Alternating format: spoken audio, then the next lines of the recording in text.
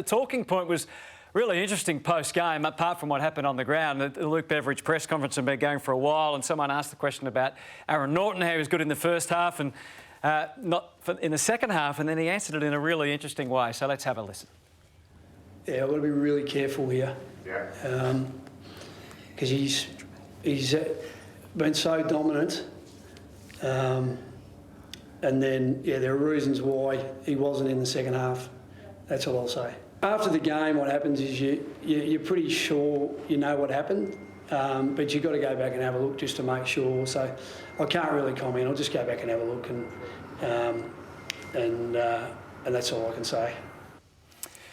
So what do we make of him putting it on the agenda but then not really expanding on it?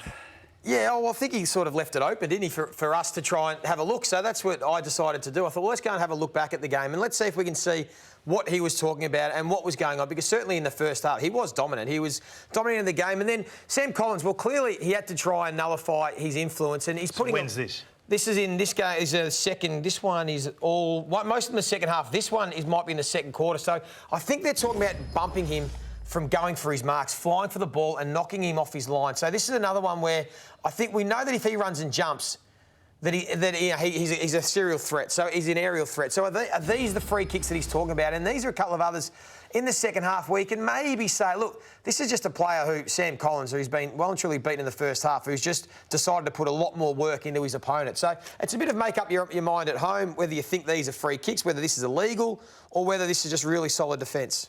I don't want to hear any more whistles, Joey. I'm all whistled. Yeah, that's right. Well, that's I'm the all thing. whistled out. But there's a lot of whistles. If Collins is wearing a dog's jumper, Bevo's wrapped with this game. He's wrapped with this. I haven't seen one clear free kick yet. That is a great defensive performance. Put your body where Naughton wants to go. Isn't that the skill? But that's maybe the point. There are so many Tiggy Touchwood free kicks paid, and then maybe Aaron Naughton's not getting those Tiggy Touchwood free kicks that we've seen paid all over the weekend, and some others have been getting. Maybe that's what they're referring to there. So, do you reckon Bevo saw that in game, or someone's told him about it? Yeah. Maybe gone a bit strong. Yeah, not sure. As he said, it's always hard because, as he said, you see things in a game, and then you've got to go back and actually have a look at the tape properly. So reminds me of the old we're going to ring Geesh on Monday and just puts it on the agenda. It just puts it on notice, doesn't it now? So it's on notice. So umpires will be looking at how teams are treating Aaron Naughton. But let's be honest, when you're a star like Aaron Naughton, you've got to try and do something to stop him launching from the ball. If you just allow him to run and jump, he's going to take 8 contested marks and kick 8 a week. So the defenders do have to try and do something to nullify him, but it's a fine line between what's illegal off the ball and what they are allowed to get away with. It's an investment in the next week. Yeah. Let's be honest. He's just putting on the radar for upcoming games. The Geesh, when was he? Yeah, well, any time you can unleash the Geesh is a good time.